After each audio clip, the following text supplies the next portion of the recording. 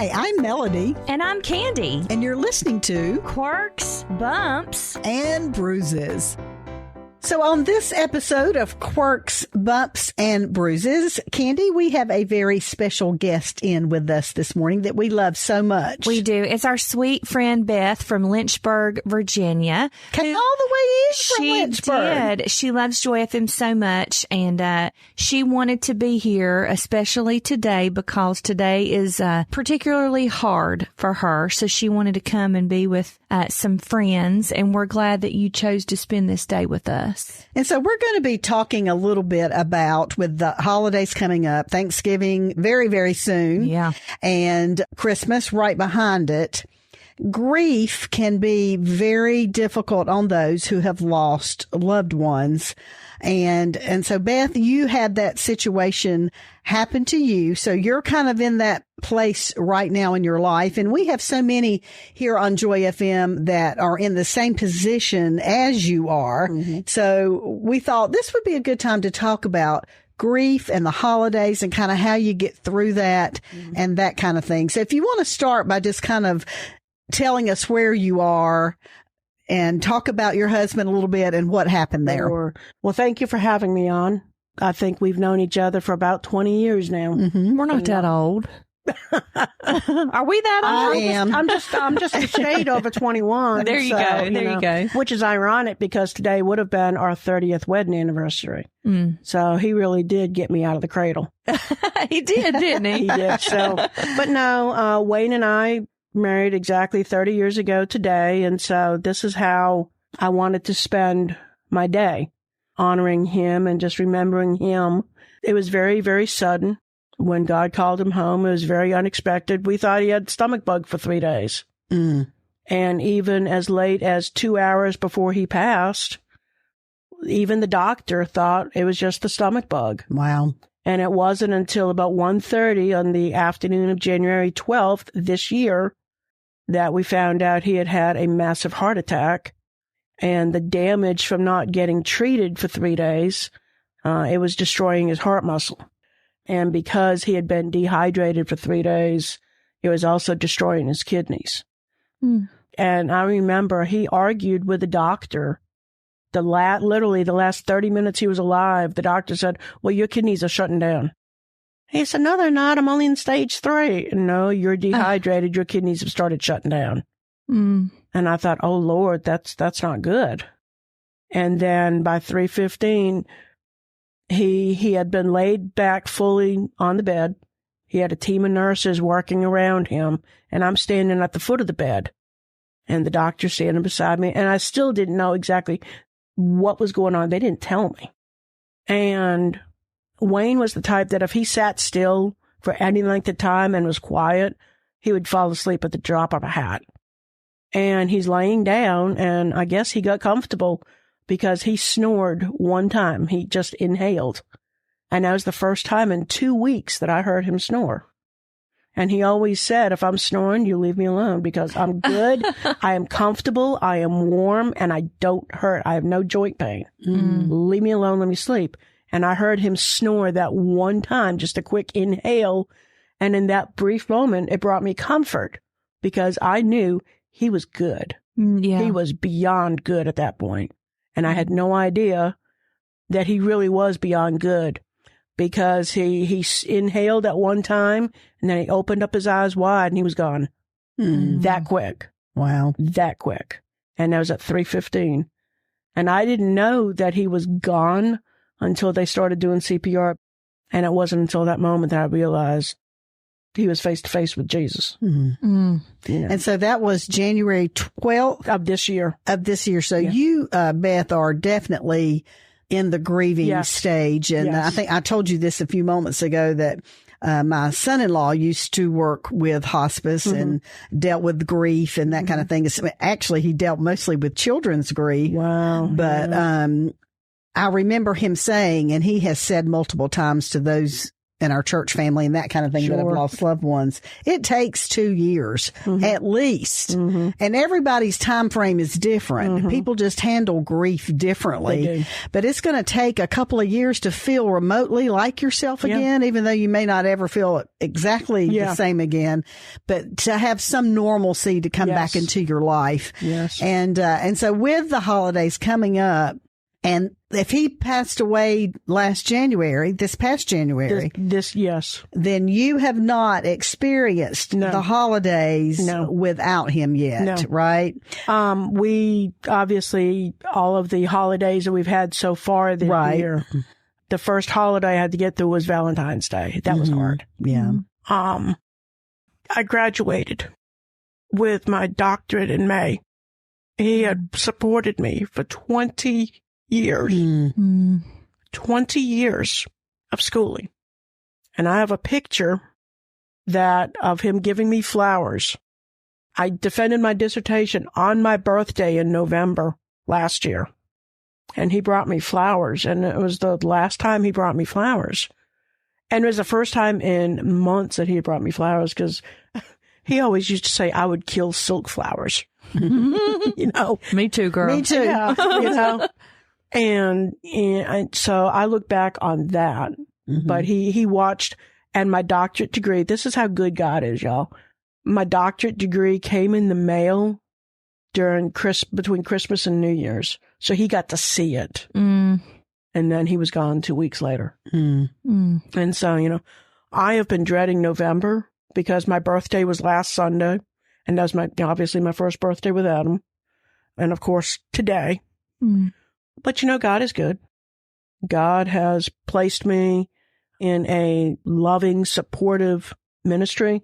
I joined the widows ministry at my church, and it is a community of, at the time, it was about 120 widows. Now we're up to about 160, 170. Gracious. Wow. And these are ladies in all different stages. I think my table leader has been a widow for maybe 7 years. I'm the most recent one at my table. At our last meeting earlier this month, there was a woman there who had only been a widow for 6 weeks. And it's good because I'm able to ask them questions. Yeah. It's like a support group for each other. It really, really is. And it's based out of our church, so it's Christian. So you highly recommend, if you are in that place right now, getting a group of people around you that mostly understand what you're feeling. Because like huge. Candy and I cannot understand. We can empathize with you, and we can love on you, and we can pray for you. Yes. But we don't know we've not what your heart road. feels. Exactly. But those ladies that you are with every week or month do. Yes. And for me, that was huge. I'm a huge extrovert. I need to be around people.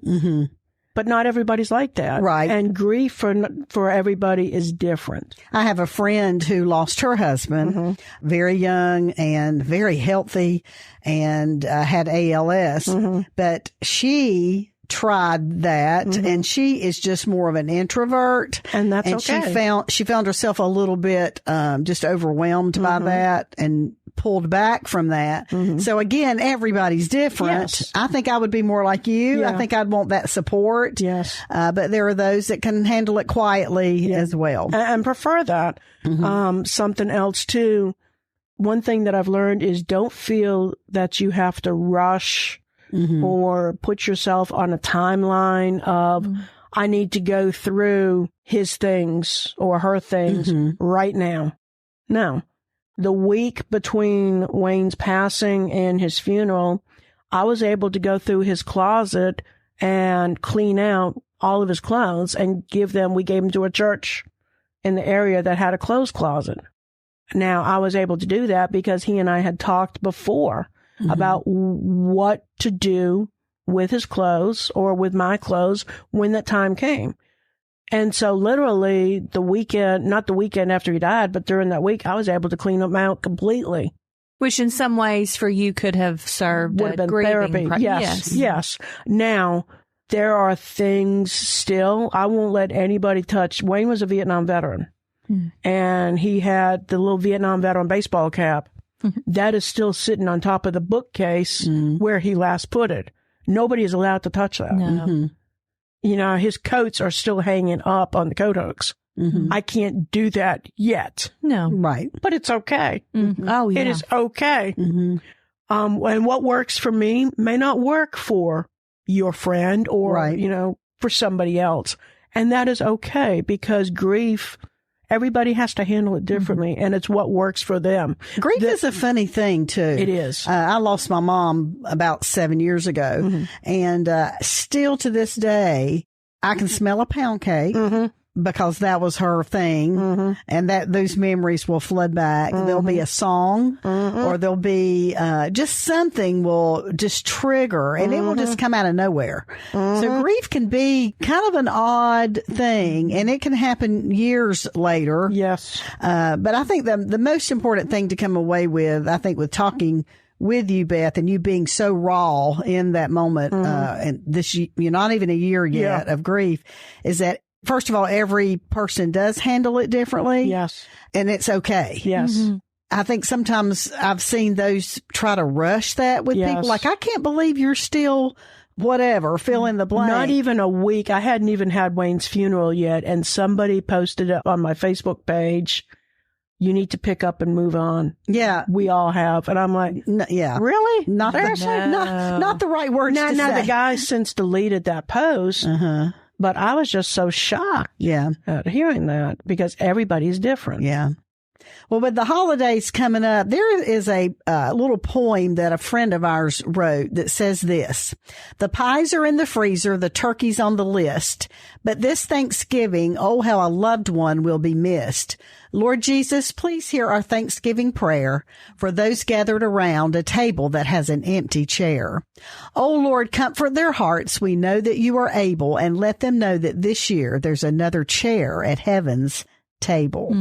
And I think that's just such a sweet way to think about Thanksgiving as it's happening actually this week. And you will have an empty chair. I hope that you've got some family and friends that you'll be spending Thanksgiving with. I'm actually going to one of my best friends' home. Wonderful. She just lost her mom last month. So she understands. So she understands. Her dad and I, they've always adopted me into part of their little family.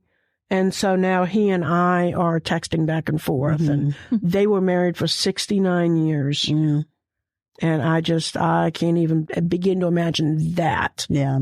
And my mom and dad were married for 68. And I remember that first Thanksgiving, my mom always sat at the end of the table. They have a big dining room table, so we're all there. But we kept that chair. No one sat in that. Somebody said, Melody, you need to step in and sit in that chair. I said, no I'm not. No. I'm not sitting in that chair.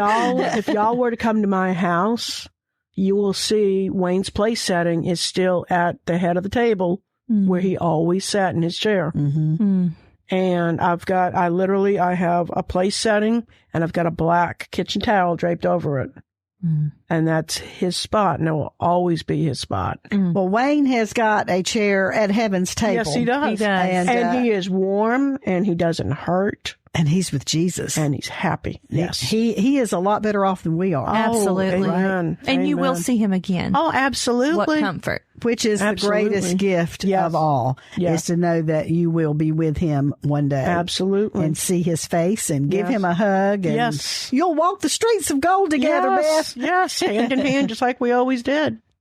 Well, Beth, thank you for being with us today. We know it's not easy to talk about it, but I think it's important to talk about grief, and that grief is okay. Yes. You need to go through that process in order to find some closure, even though that book will never be completely closed, but it does help get you to a place where you can feel some normalcy again. Yes. And you got good friends here at Joy FM that love you. Love y'all. Thanks for listening to the Quirks, Bumps, and Bruises podcast with Candy and Melody.